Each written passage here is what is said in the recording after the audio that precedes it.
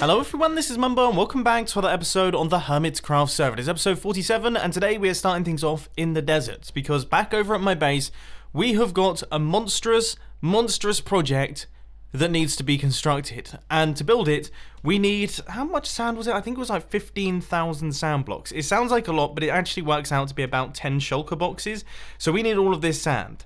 And you know what, I thought this would look good in the form of a third-person time-lapse, so let's get straight to it. So in today's Hermitcraft episode, there's a handful of time lapses, so I thought I would do a question and answer session. I've asked you to ask me questions on Twitter, a bunch of you did, so now I'm going to make my way through them. And the first one is, if there was any advice you could give to yourself when you were younger, what would it be? I think I've got kind of two pieces of advice. The first one is classic cars are cooler. Well, when I was younger, I was really into classic cars, and then when I got into my early teenage years, I got into modern cars. I've always loved cars throughout my life. But yeah, in my early teenage years, I got into modern cars, all the modern supercars and everything like that. And I dreamt of all the modern cars. I didn't even think about classic cars.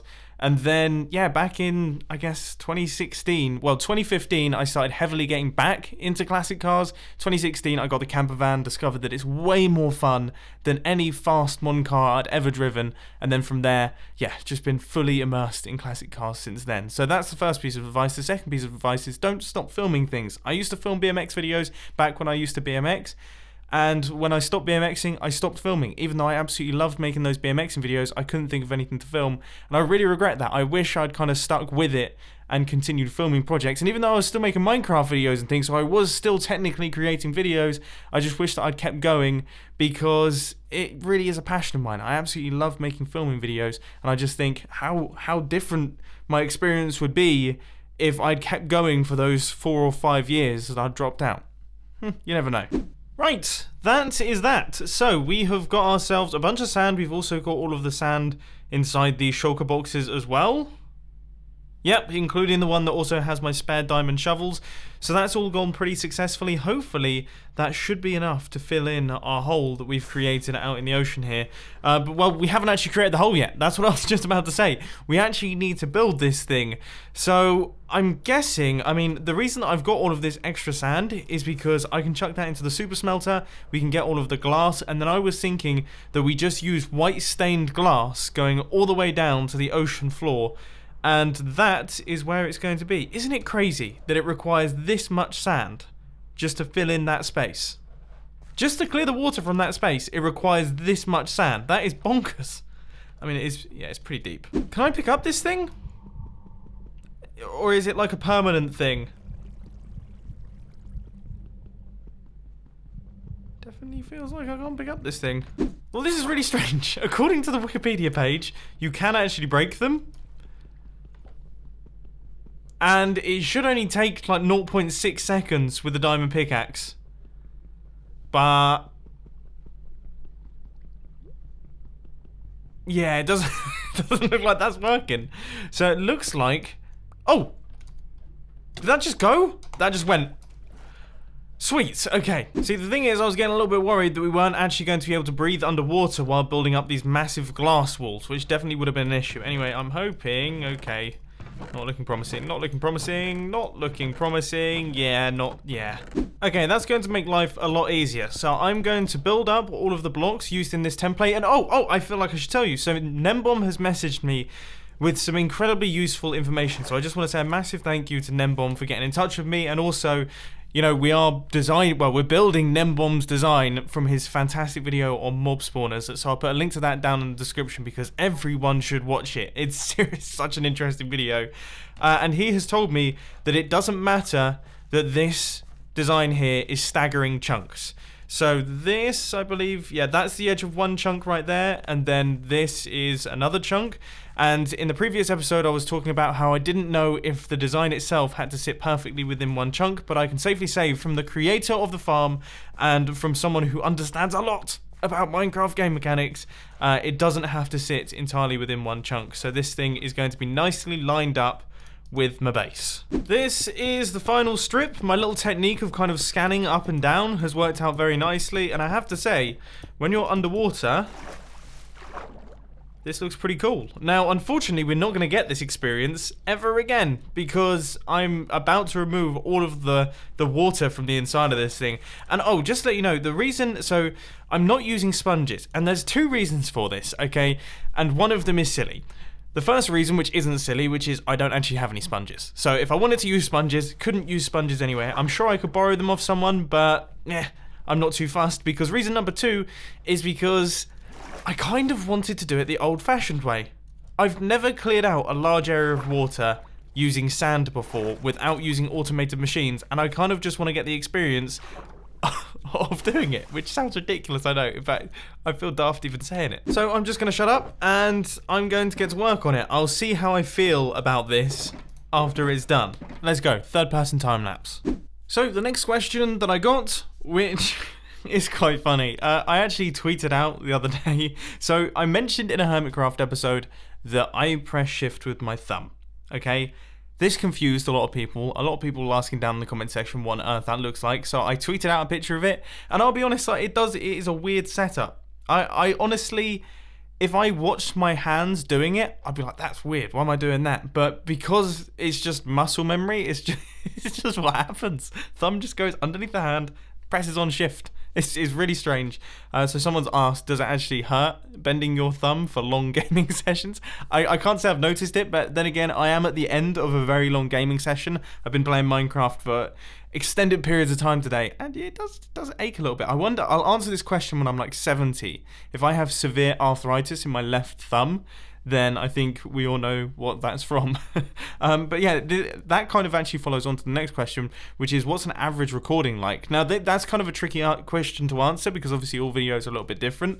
Hermitcraft episodes tend to take a lot longer than Redstone videos, but as far as my schedule is concerned, I tend to record videos 6 days a week, and I tend to be in the studio between 10 to 14 hours a day, and that's everything piled in together: recording, editing, doing all the stuff for the filming channel, and doing all of the other administration stuff like responding to emails and all that boring business. But yeah, recording wise, I mean, it's difficult to put a number on, but yeah, YouTube, it's a lot of hours. It does take a lot of hours to run a YouTube channel, and there's a lot of things behind the scenes that people don't see, but it is absolutely a dream job. I mean, I absolutely love every second of it. That's why I dedicate so much time to it, because I know that I'm incredibly privileged to be in this position. In fact, I actually heard a survey the other day that 75% of young people want to be YouTubers, which is a completely mind-blowing figure. And I guess I wish you all the best for that as well. Just go for it. Ladies and gentlemen, we have absolutely nailed it. So if I just get these final few bits of sand in place, that is everything. So this is now fully filled in. All of the water has been removed. That did not take long in the slightest, and severely miscalculated the number of sugar boxes I would need. I used half the amount. What sort of maths was I doing? Anyway, that aside, it looks like Green is actually he's kind of helping me do the he's helping me clear out all the sand. So I guess, yeah, you go in that direction and I'll go off in this direction, and we can get this done. I love the way this looks, by the way. It's so satisfying. Now, this is just a super fast and very satisfying time lapse of Green and I taking out all of the sand in the hole. It just, I mean, I thought I'd time lapse it because while we were doing it, I still had the second account logged in, and I thought it looked really cool, so here it is. Lots of sand falling. Looks very nice. Dude! That's like high risk. What on earth is he doing? So I just told Green that I'm going all the way down to y equals 5. He made it, to be fair to him. Oh my word. That was a brave maneuver with Elytra and all that on. Jeez.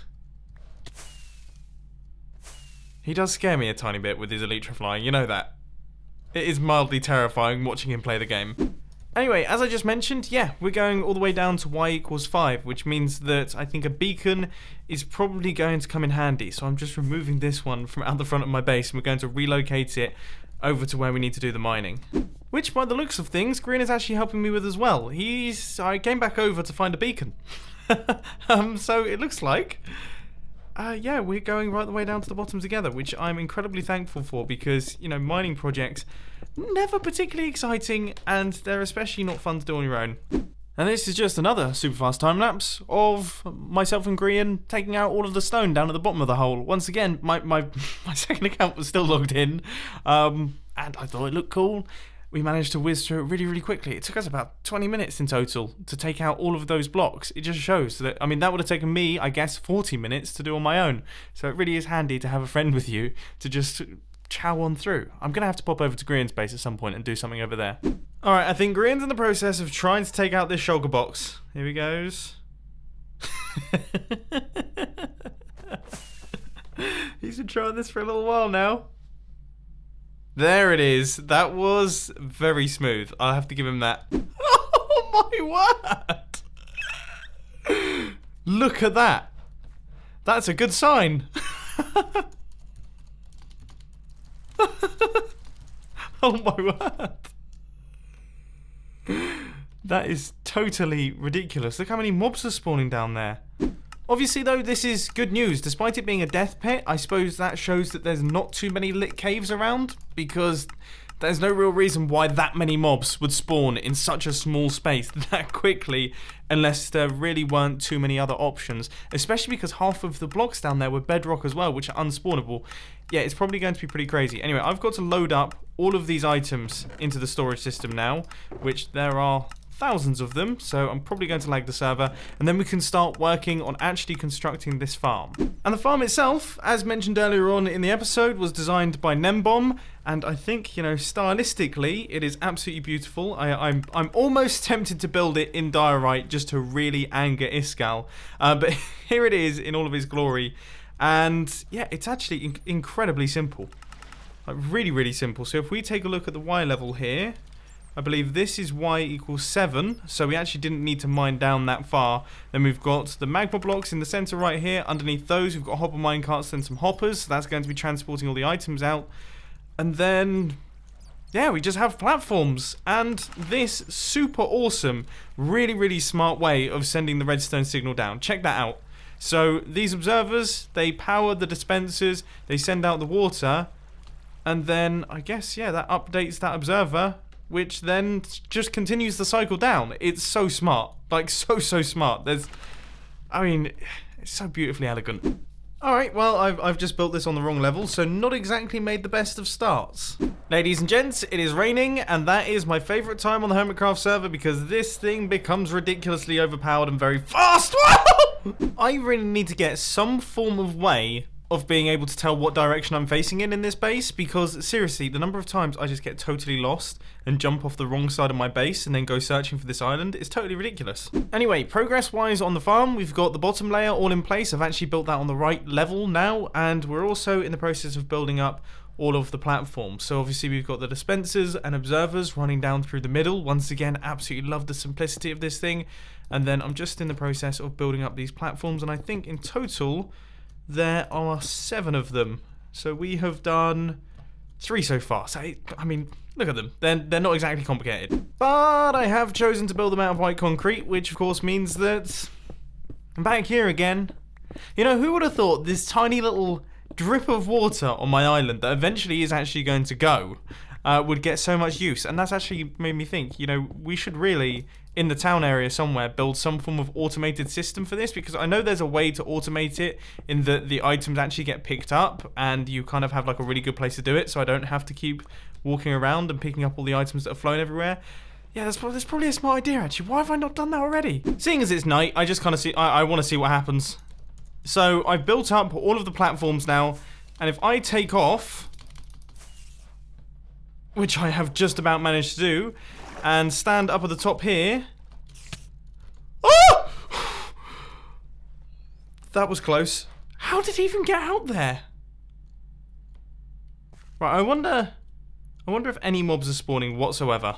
Alright, I've just logged in on the second account just to check it out. You can't see this. But no, yeah, no, there's lots of mobs. Yeah. There's a lot of mobs. Okay, well that's That's brilliant. That's excellent news. There's also a ton of bats. Whoa. We've got a bat spawner down here. Anyway, now what I really want to do is I actually want to create the system that is going to be taking the items from the bottom up to the top. Because, you know, it's just, I want to work on some redstone stuff. We've been doing a lot of brute force building lately and clearing out things. And it's not exactly the most exciting of Minecraft projects. So it's always good to get a little bit of redstone involved. And there's an interesting item pickup system on the inside of this that I'm kind of curious as to how it works. Original viewers of my YouTube channel may remember the days that I was absolutely terrified of the Nether. I used to be so scared of it. Any project in the Nether or anything like that, I would just check right out. I don't know what it was. I think it was the ghasts and the fact that I never carried a bow, which reminds me, I still don't carry a bow at this point in time. Thank goodness! I know I was just talking about how nice it is that I've managed to save my fireworks for 2 episodes, everything like that, but I am very happy to have Tango back, so much so that I'm even going to deposit some stone slabs onto his floor. Okay, so if I just chuck in a handful of slabs here, and then I go up top and power these pistons, I'm hoping that in theory,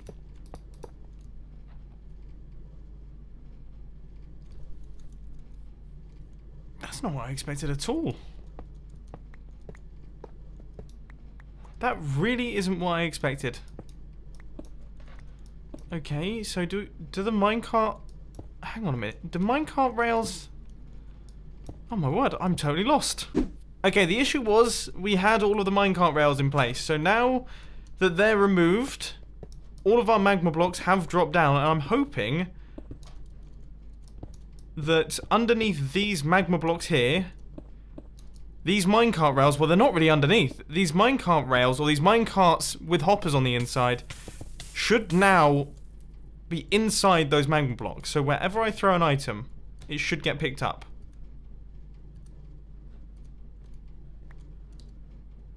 And I've got to say, that's pretty promising. The fact that it's being picked up as it comes out of my face. Yeah, I'd say that's a good sign. Ooh, got scared then. Oh. Okay, so we've got one that doesn't want to play. You know, it is so nice having this sorting system and being able to just grab my items. I know that I just have comparators sitting around. We've got droppers. Boom, boom, boom. Okay, all good. Now, if all has gone to plan, yes. We have got some items popping out of the floor. Yeah, I probably would have been smart to actually find out the coordinates of the dropper that is sending those items up, because I have no clue where it is. Thankfully, that is now all worked out, and this chute right here is our item chute. So, hopefully, at some point over the next couple of days, tons upon tons of gunpowder is going to be pouring out of this thing, and is going to be making its way over to this island over here. And I've got to try. Okay, yeah, we are central. I suddenly panicked. I got a sinking feeling in my stomach that I hadn't really double-checked that this was all centralized. And that would have made me very upset. Yeah, I can imagine. This is a slime chunk as well? Well, that's ridiculous. So that means that we also have a slime farm. That thing's going to be farming slimes. And the best thing is that, and this is purely by chance, but Gnembon has actually designed this farm. The name of this farm in the world that he has built it in is the Creeper and Slime Farm. That's the name of it. So it works perfectly with slimes. Now, unfortunately, only the small slimes can spawn due to the way that we've used trapdoors and things like that on the platforms. But it does mean that we are also going to be getting slime from this thing, which obviously, you know, isn't crazy because we do have a wicked slime farm somewhere over here. But it's a nice little added bonus, which is really going to help us out, I guess, in some ways. But for the most part, yeah, gunpowder is going to be pouring out of this thing. I think estimates are that it's about 11, I can't remember, I think 11,000 per hour rings a bell. But obviously the fact that drowned are now a thing means that spawn rates may be a tiny bit reduced, but apparently according to Gnembon, if I AFK at y equals 128 or around about there, then I should be absolutely fine. Either way, I'm excited for this thing. It's going to be awesome, but unfortunately, ladies and gentlemen, that is actually all I've got time for today. I hope that you enjoyed. If you did, please hit that like button, and if you really loved it, then make sure to subscribe. But thanks for watching, guys. This has been Mumbo, and I'm out. I'll see you later.